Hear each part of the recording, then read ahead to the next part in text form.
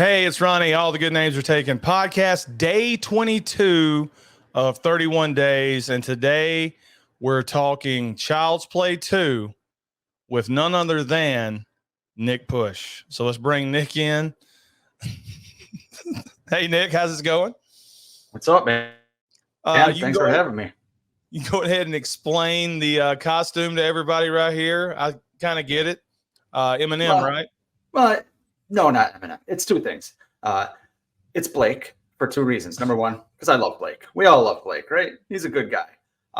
But most importantly, if you go back into the catalog of your guys' YouTube channel and look at the first short you guys ever made, it's Blake doing an impression of me.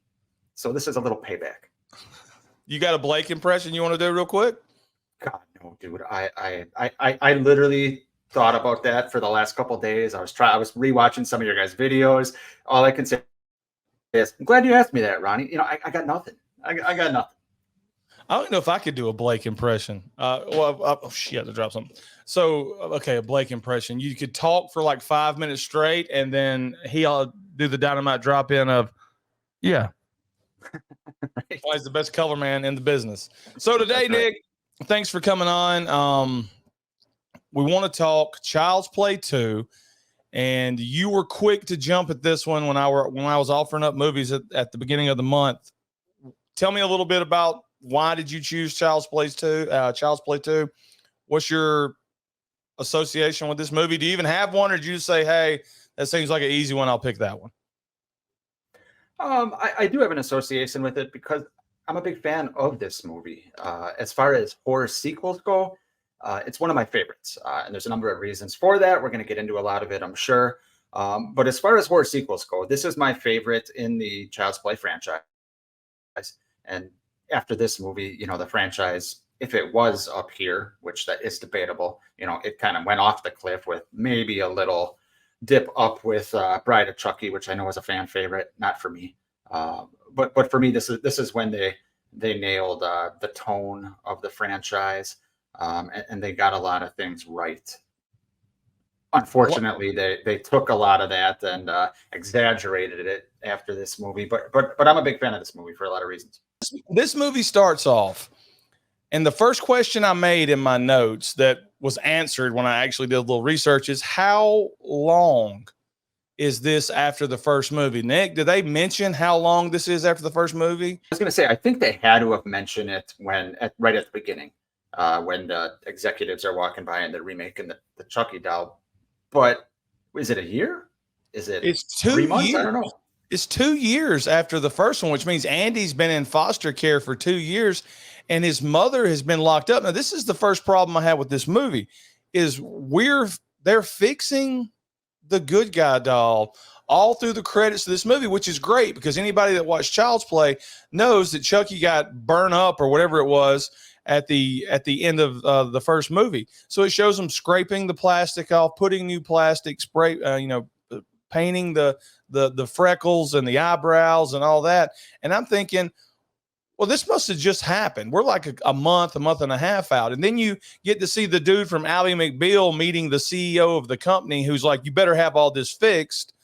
And I'm thinking, okay, well, this is taking place right after the first movie because the good guy company is worried about the negative press that you're going to get when the good guy doll supposedly tries to terrorize a family. They even throw in the police did us a solid. They didn't say anything. And I got to thinking about Norris, Chris Sarandon, whatever his name is from the first one. Are you telling me he didn't say, hey, this doll came to life? It was possessed by Charles Lee Ray.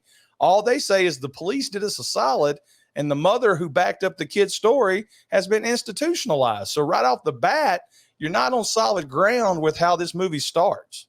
No, agreed. And what were they building up during that first movie? It was the relationship between, you know, mother and son. You know, they wanted to show us how much this mother, chick from Seventh Heaven, cares about Andy. You know, she's poor. She has no money. She's buying this doll off some bum in an alley or something in, you know, downtown Chicago because she just wants her son to be happy. And then you're ripping that relationship away from us.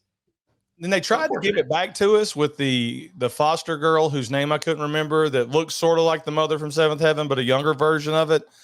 Kyle. But Yeah, Kyle. I just don't understand why this is all taking place. And I may be completely wrong. Maybe Wikipedia is wrong. Maybe it doesn't take to take place 2 years after. But it just seems like 2 years is a long time to wait to reconstruct this Chucky doll to show the board that everything's good. And mix that with the fact that the first death of the movie is these two guys inserting the eyeballs into the new Chucky doll, and he just gets electrocuted in a comical way. I guess that was supposed to set the tone, Nick, that this movie was going to have a little bit of comedy in it with, the hair. It looked like Wahoo Serious with the hair up and the purple face after he got electrocuted. Yeah, I actually have that in one of my pads, but yeah, just ridiculous. I know it's a movie based on a killer doll that's using voodoo, and there's technically magic involved in this. But when they start the movie off, like that, you're right. It's kind of set in the tone that okay, this is going to be a little bit more of a campy version of what we saw in the first one. Okay, so let's get it started. The good, the bad, and the ugly for Child's Play 2. Lead us off, Nick. What's your first good? My first good is easy, and it's the third act of this movie. The second they get in the good guy factory, this movie just goes batshit crazy, and it's just non-stop. I'm going to go out on a limb here and say this is one of the best third acts in horror. I mean, it's not top 5, but it's in the top 25 in my opinion. It's that good. Once they get in that factory, and you got Chucky, who can be hiding in plain sight, essentially, because it's just a factory full of dolls. It's a maze. I don't think OSHA is looking at this factory because there's all kinds of safety hazards. But it was 80s or 90. It didn't matter then.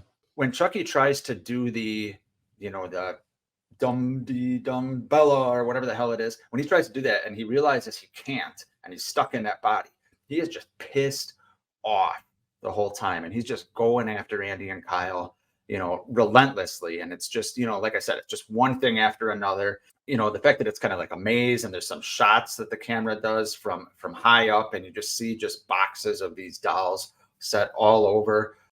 I think it's fantastic, and it's, in my opinion, the best part of this whole franchise.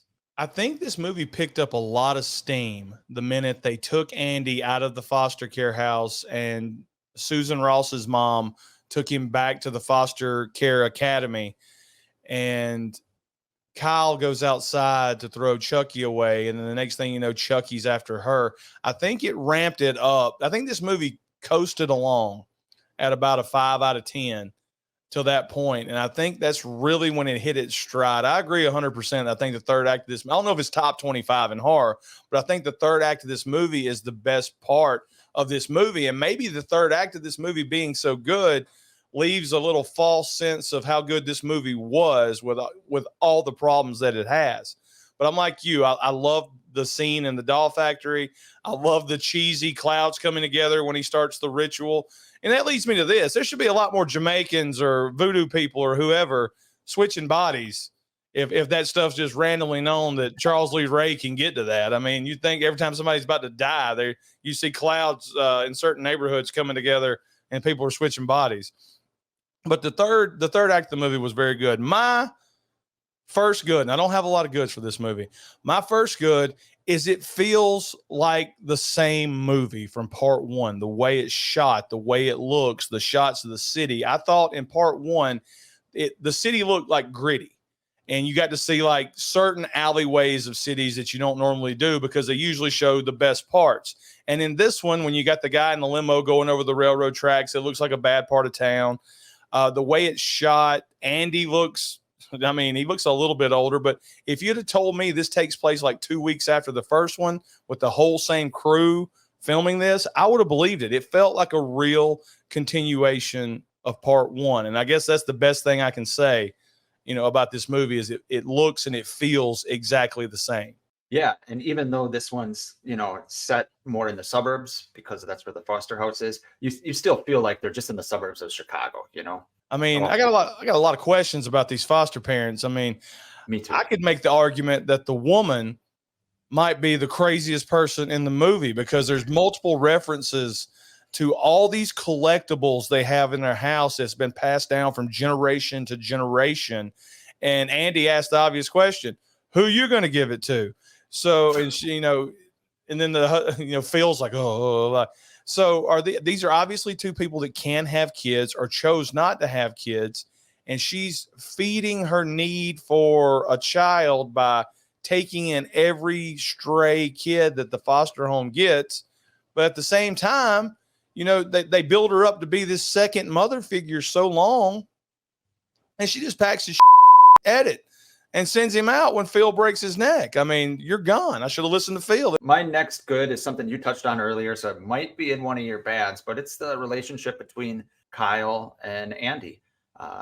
For me personally, I really bought into this, and especially once she starts talking to him, you got to look out for yourself. You have to look out for yourself. Nobody else is going to look out for you. And then she gives Andy a puff of her cigarette in the basement, which is just ridiculous that they even showed that. But yeah, she, there's so many parts where you can see their relationship slowly developing. And then when push comes to shove, when it's time, when Chucky needs to use Kyle to find Andy, and they go to the foster home, and Chucky kills Susan from Seinfeld's mom, right? Wasn't that her? Yes. Yeah, he kills if her. I had a quarter for every book he's read, I'd be broke. So Chucky kills her, and Kyle could be done then. She could be done, but she gets in the car. She chases after them, and we're talking about the third act earlier. When she sees that garage door close into the good guy factory doll, she runs and she dives into there. She's going after Andy, and she really cares about him. I personally have never seen an episode of the Chucky TV show because I just don't care, to be honest with you. But apparently she either came back last season or is coming back, that actress. So I think that's kind of cool, even though I don't care about the show. I still think that's kind of cool. I really dug that relationship. I thought I recognized her from somewhere. So I looked at 90210. Yeah, right? That's what I saw, that she was on 90210, but I don't remember her from 90210. And that's how I knew she'd come back for the Chucky series. I saw that she did a few episodes of that. I'm not sure I've seen a Chucky movie outside of the one that had Katherine Heigl in it. Yeah, Bride of Chucky. Yeah, I think that was the last one I watched, and I was like, I'm done. I can't deal with any more of this shit. Yeah, that was I can watch it. Seed of Chucky's up there with Freddy's Dead, probably worse. So my last good, and you're going to look at me like I'm crazy because this is going to come back here in a minute. Chucky. I think you were right at the beginning of when we started talking, the beginning of this episode. This is where Chucky becomes Chucky. Maniacal, cursing, one-liners, vicious, but funny at the same time. Possibly too much humor when it comes to something like that. But I think this is where he hit his stride. And I think this might be the best portrayal of Chucky in a Child's Play movie, in the movies I've seen anyway. I think it doesn't get any better than what he did in this movie. I liked it all. Now, when I get to my bad, I'll tell you what I didn't like about it. I really enjoyed what Brad Dourif brought to the role in this one. He didn't just do the same thing as he did in part one. He gave the doll even more personality. And maybe I think without a doubt, the most likable character in the movie might be Chucky, just because it's the only character with any personality. Yeah, my last good is Brad Dourif. So I'm right there with you. I think all these horror franchises, whether you're in the early 80s or late 80s, like Child's Play came along, at some point with all these sequels, there's a movie in all these franchises where you can tell that either the producers, the writers, the directors, where they realize what they have in this character. They realized it with Freddy Krueger in part 3, and I think they realized it with Chucky here in part 2. And it's just when they were firing kind of on all cylinders. Yep. Now, there's also moments in these franchises where once they realize what they have, they go too far. It's nice to watch a movie like this where, for the most part, like you said, there's plenty of moments in here where they probably went too far with some of the shit. But for the most part, it's not just them going too far with his personality or the bullshit, the whole movie. So I think this is kind of the best mix of, I don't want to say scary Chucky because he's never Yeah. scary, but the good mix of kind of creepy and funny Chucky. So I've got one bad, but it's a big one. Chucky and the kills. So you know more about Child's Play than I do. I should have said the good was Brad Dourif, but I'm gonna leave it at Chucky. I just love the way he was. The idea that this good guy doll is holding the guy from Ally McBeal around the neck while he drives. The idea that the good guy doll is overpowering Andy. The idea that the good guy doll is doing anything to hurt a human being. I cannot accept that. Even with all the horror movies that I've watched, you grab the good guy doll and you sling it as far as you can because it's a doll. By the time he lands, you're running away. Grab him, throw him out the window of the car. It's not believable. In the only believable kill he does in this movie is tripping Phil, because now he's tripped Phil, he's hanging upside down, and he can drop him to break his neck. The only way Chucky should kill anybody is if he kills them in their sleep or if he sneaks up with a trap or something like that. There were too many scenes of him holding a knife on Kyle while she drive. He held too many people hostage in this movie, and all you have to really do is just grab the damn doll and throw it. Are we supposed to believe now that he has human mass, like the doll weighs as much as Charles Lee Ray weighed? Because a doll's not going through a windshield. I mean, I know it's a horror movie, but a doll's not going through a windshield, and a doll shouldn't have enough strength to break the skin of a human being. So, and how the hell is he able to grip the knife? I mean, there's tons of things I can ask. I just don't buy it. It's not scary. I mean, if I fall asleep tonight and I get killed by dolls, I was wrong. Okay. Just put that in my obituary. I was wrong. They can kill you, but I'm not buying it. There's nothing menacing about him when he starts. Okay. The first movie's him versus a kid. So that's a little bit different, but he's taking on way too many humans or adults in this movie. So that kind of killed it for me. That's a huge bad in this movie that I just could not get over. And maybe it was just the mood I was in watching the movie. I like Chucky, but I'm like, ain't no way. Yeah. Like you said, there's so many moments where he's just holding a knife to Kyle's back. When they're going after like the fire alarm at the children's place goes off, and Yes. Chucky and Kyle are just kind of standing there while Susan's mom and Andy are coming down the stairs, and they're just standing there, and it's like, okay. And then with the cop, when she gets pulled over, this one bleeds. That's kind of like, God. And would a cop really be excited? Oh, that's a good guy doll. That's awesome. Would a cop really say that? No, the cop would have said, if you want to get out of this ticket, how about a little road edit? Yeah, right. That's what he would have said. Yeah, right. Yeah. They tried to make the beginning with the Ally McBeal guy. They tried to make it where he couldn't see it was a doll, right, or something like that. Gun. Yeah, or a fake gun, and like I didn't buy it either.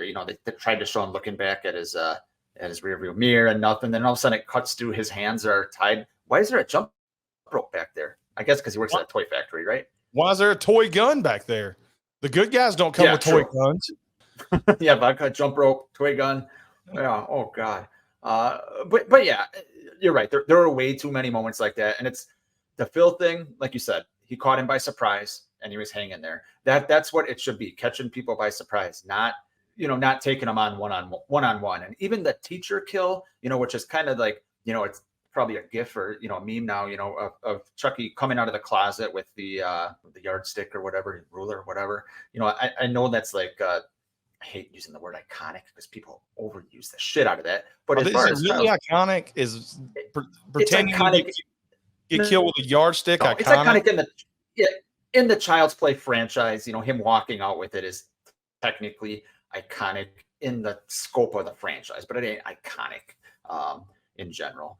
But that part, like, so what he takes like a what is it, something you pump up a basketball with or something, yeah, air puts that inside of her, and air pump, and then he kind of walks out. He's like, you've been very bad. Like, that's almost like, I don't know, it's hammed up too much. Yes, You hit it on the head when you said they find out what they have. They have a villain that can have mainstream crossover ability, and then they just go way too far with it. Freddy should have never been riding on a broom, and Chucky should have never been cracking that many. The biggest jokes Chucky should be cracking is when he says these don't know how to drive or something like that. I mean, Yes. that's funny. Goddamn funny. woman drivers. That's it. I mean, that's funny. You don't need to go beyond that. You don't need to make him Gallagher, a stand-up comedian. Just let him have a little few Arnold lines throughout it. My bad is, we've touched on it already. You have, and it's the house and Phil. These people are foster parents, like for real. You're like you said, they're bringing in kid after kid. They're not all Kyle's age, because look at Andy's room, all those toys in that room, right? All those toys in there are for little kids. Yet you have your prized possession, that family generations, at your knee level, on a table your knee level. Yes. What? And you have all these rules downstairs, and like I was a kid in 1990. I was probably Andy's age, and like I don't remember my parents. First of all, they didn't decorate like that, because that was something else. But I don't remember my parents having valuables on little tables my height where I'd play with them. And I'm, I have a lot of brothers and sisters. We would have destroyed the fuck out of that shit if it was valuable. So it doesn't make any sense at all. Let me explain to you how it goes in the South back in 1990. Everybody had a bunch of at it that looked like it was worth money all over all these shelves and stuff. You'd have these plates that looked like they were worth something.